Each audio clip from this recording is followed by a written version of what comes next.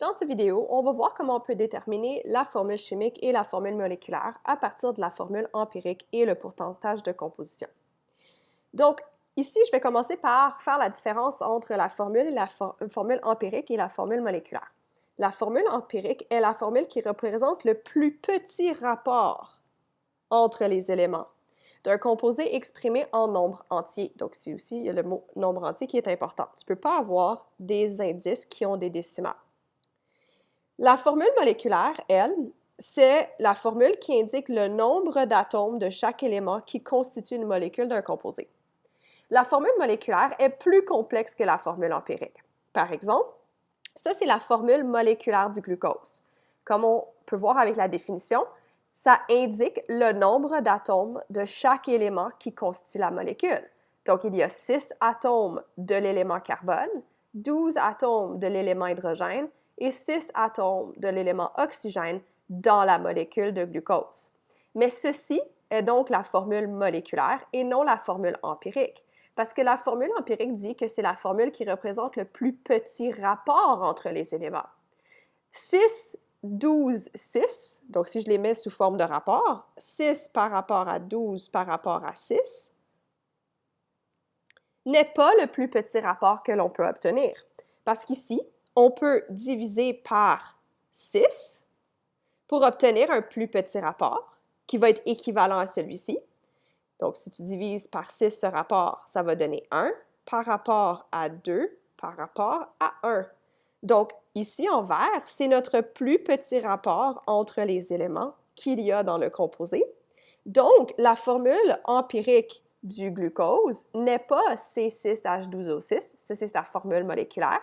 La formule empirique du glucose va être CH2O. Donc ça, ce serait la formule empirique du glucose. Et C6H12O6, c'est sa formule moléculaire. Un autre exemple de molécule qui a une formule empirique différente de sa formule moléculaire, c'est le peroxyde d'hydrogène qui est H2O2. Ça, c'est sa formule moléculaire parce que ça représente que une molécule de peroxyde d'hydrogène a 2 atomes de l'élément hydrogène et 2 atomes de l'élément oxygène, qui est un rapport de 2 pour 2, 2 oxygènes pour 2 hydrogènes. Pour avoir le plus petit rapport, tu divises ce rapport par 2, qui va te donner un rapport de 1 pour 1.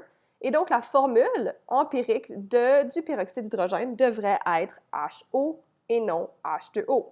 Certains éléments vont avoir la même formule empirique que la formule moléculaire. Par exemple, le méthane, sa formule empirique et moléculaire est la même, parce que tu ne peux pas diviser le rapport, qui est un rapport de 1 pour 4, par un autre chiffre qui va donner un nombre entier. Tu pourrais dire, OK, je le divise par 4, mais ça va donner 0,25 pour 1. Et ça, ce n'est pas un nombre entier, donc je ne peux pas faire ça. Un autre exemple d'une molécule dont la formule empirique et la formule moléculaire serait la même, ça pourrait être, par exemple, le monoxyde de carbone, CO. Le monoxyde de carbone a un atome de carbone et un atome d'oxygène, et c'est le plus petit rapport que tu peux obtenir où le nombre d'atomes est représenté par un nombre entier. Donc, si on parle d'un composé ionique, il y a par contre juste une seule configuration possible. C'est-à-dire que pour avoir une formule moléculaire et une formule empirique, il faut que le composé soit moléculaire. Par contre, quand c'est un composé ionique, ici, il y a juste une possibilité, une seule configuration possible. Et la raison pour ça, c'est parce que ça dépend des charges. Il faut que la somme des charges soit neutre. Donc, si je fais la somme des charges d'un composé ionique, ça doit être égal à 0. C'est la seule chose qui permet de donner la formule d'un composé ionique. Par contre, avec un composé moléculaire, la somme, les charges ne sont pas importantes. Il va y avoir d'autres facteurs qui vont faire qu'ils peuvent s'associer de façon différente pour donner différents composés moléculaires. C'est pour ça qu'on peut avoir de la variabilité comme du CO2, qui est du dioxyde de carbone, qui a des propriétés différentes que le monoxyde de carbone. Et c'est aussi pour ça qu'on peut avoir, par exemple, des composés comme le benzène, qui a une formule C6H6, ou on peut avoir de l'hexine, non, c'est l'hexane, qui lui aussi va avoir la même formule C6H6. Et donc, les composés moléculaires, c'est les seuls qui ont la capacité d'avoir soit une formule empirique, soit une formule moléculaire. Les composés ioniques ont seulement une formule chimique, et cette formule chimique dépend des charges, pour que la somme des charges soit égale à 0. Pour être capable de déterminer la formule moléculaire, on doit utiliser la formule empirique et le pourcentage de composition pour y arriver. Maintenant, comment est-ce qu'on le fait? On le fait de façon expérimentale en laboratoire. Techniquement, si on ne connaît pas la formule moléculaire d'un composé, c'est parce qu'on ne connaît pas c'est quoi le composé. On ne sait pas de quoi il est fait à 100%. Donc, imagine que tu as un composé qui est inconnu. Tu sais par contre que c'est un composé qui pourrait être un hydrocarbure. Tu sais qu'il est fait de carbone et d'hydrogène parce que tu es capable de déterminer sa composition à partir... Donc, tu es capable de déterminer les éléments qui le composent à partir de différentes méthodes, mais tu sais que c'est un hydrocarbure. Mais tu ne connais pas sa formule, dont la formule est inconnue, dont la formule est inconnue. Expérimentalement, tu vas le mettre dans un appareil qui ressemble à ceci ou un montage qui ressemble à ceci. Tu vas mettre ton hydrocarbure en présence d'oxygène et d'une flamme. Ça va brûler ton hydrocarbure. Donc ici, dans cette chambre-là, c'est une chambre à combustion qui va faire une combustion.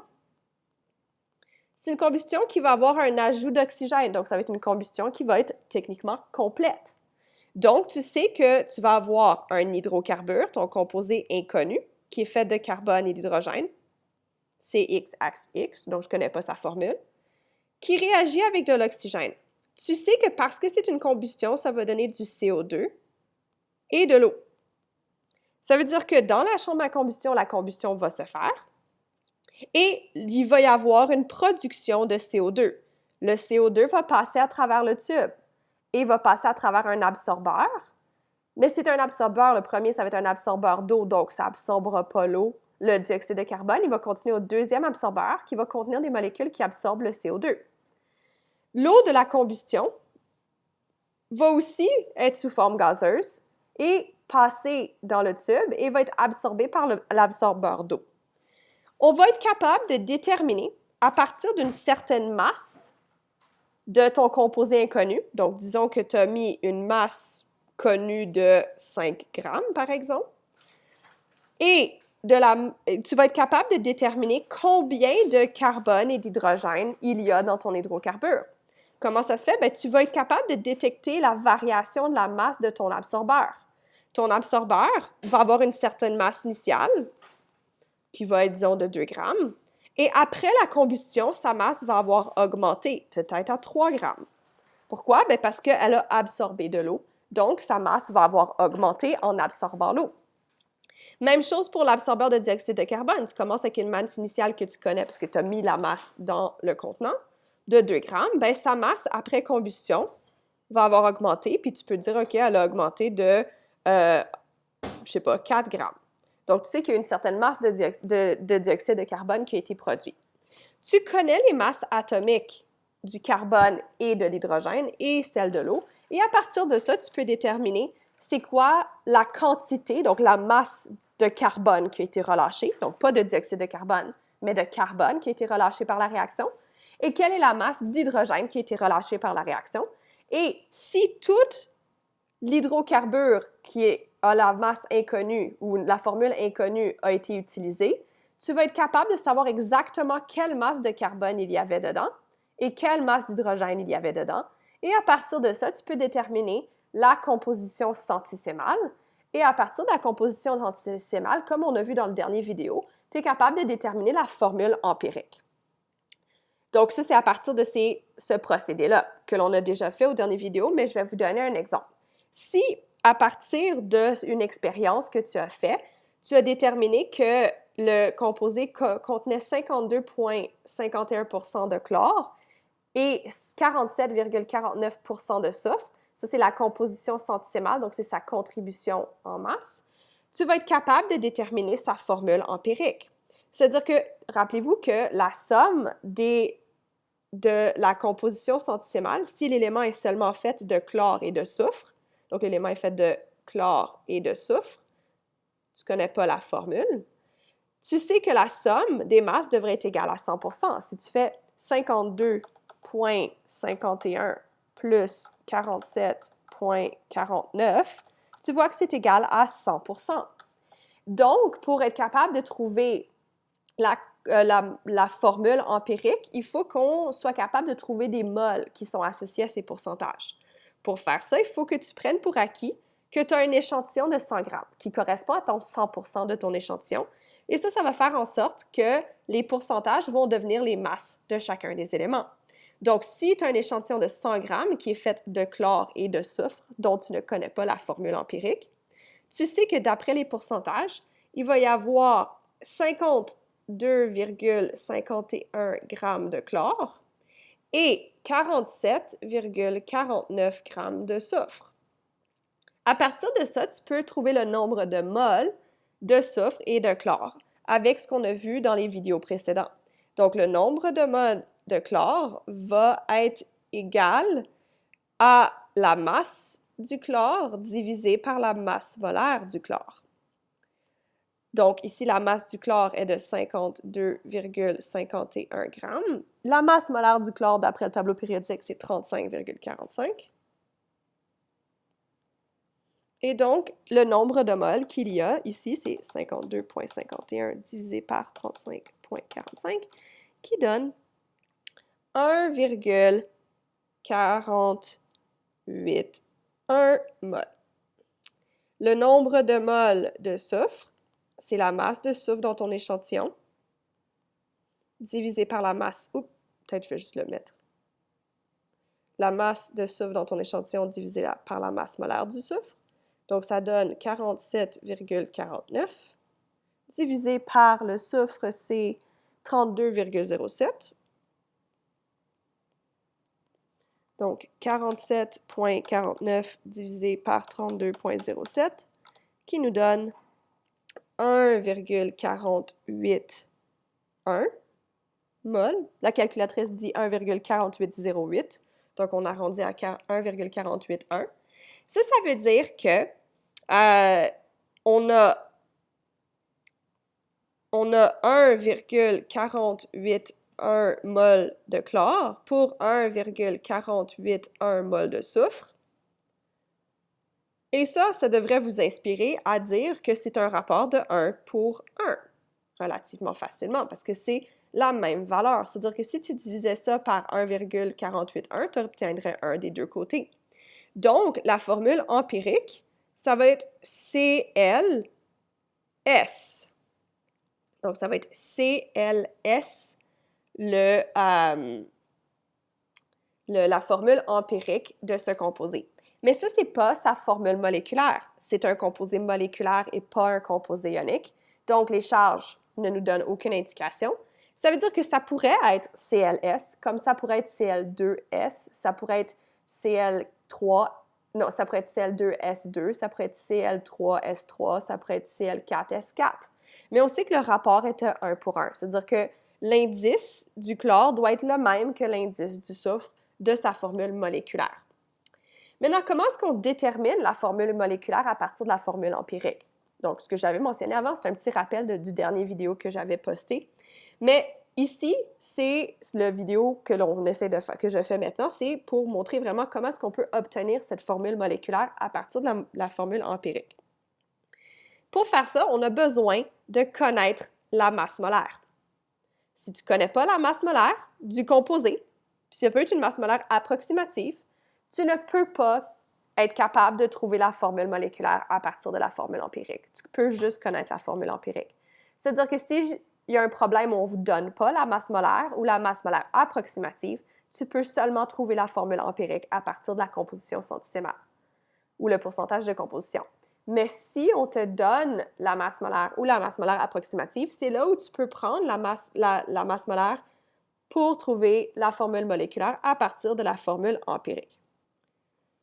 Donc, voici comment on doit procéder pour être capable de trouver la formule moléculaire à partir de la masse molaire. Donc, je vais illustrer à l'aide d'un problème que je vais résoudre avec vous. Donc, la question dit « Détermine la formule moléculaire ». Donc, ici, on veut la formule moléculaire d'un composé, et on sait que ce composé est fait de 1,52 g d'azote et 3,47 g d'hydrogène. C'est-à-dire qu'une mole d'un composé ou la quantité du composé que tu as évalué ou que tu as calculé ou tu as déterminé à partir d'une méthode expérimentale, t'a donné une masse d'azote de 1,52 et 3,47 pour l'oxygène. On te dit que la masse molaire est située entre 90 et 95 g par mol. Et on a besoin de cette masse molaire pour trouver la formule moléculaire. Donc, comment est-ce qu'on y arrive? On utilise la masse pour trouver le nombre de moles de chaque élément dans le composé. Ensuite, avec le nombre de moles de l'élément dans le composé, on va trouver la formule empirique. À partir de la formule empirique et de la masse molaire approximative, on va trouver la formule moléculaire. Donc, on va commencer par trouver la formule empirique, puis ça, on a vu déjà comment faire ça. On doit trouver le nombre de moles de chaque élément. Donc, le nombre de moles d'azote, ça va être la masse de l'azote, donc 1,52 g, divisé par sa masse molaire, 14,01. Donc, 1,52 divisé par 14,01, ça nous donne 0,1085 moles. Le nombre de moles d'oxygène va être égal à sa masse, 3,47 divisé par 16,00. 3,47 divisé par 16,00, ça nous donne 0,2169 moles. À partir de ça, on sait que l'élément est fait d'azote et d'oxygène exclusivement. On connaît le nombre de moles de chacun dans l'échantillon à partir de leur masse. Ça nous permet de donner une formule pour le composé qui va être azote, donc N, 0,1085, O, 0,2169. Mais on sait que les formules ne peuvent pas avoir des décimales. C'est-à-dire qu'il faut prendre cette formule-là qu'on a déterminée ici et la transformer en la formule empirique en divisant par le plus petit indice. Ici, le plus petit indice, c'est celui qui est encerclé. Si je divise ça par lui-même, ça va donner 1. Donc, on sait qu'il va avoir azote N1. Et l'oxygène, si je divise 0,2169 par 0,1085, si je fais ça, 0,2169 divisé par 0,1085, ça me donne 1,999073. Donc, 1,999, c'est la même chose que 2, c'est-à-dire que ça va être N2 si je le mets en nombre entier. Donc, ma formule empirique est de NO2.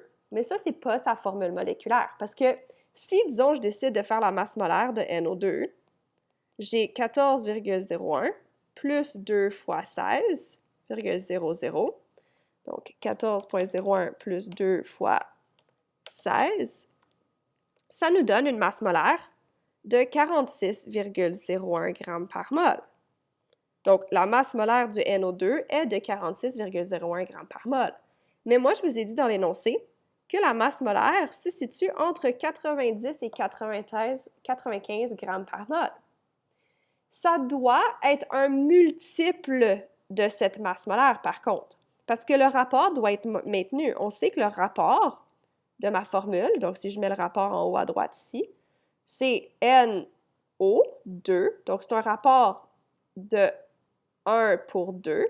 Donc, pour passer à une formule moléculaire, il faut que je trouve un multiple qui me donne des nombres entiers. C'est-à-dire que, disons, je le multiplie par 2, ça donne... Donc, je dois multiplier 2 par 2 pour garder un rapport équivalent, ça va donner 2, 4.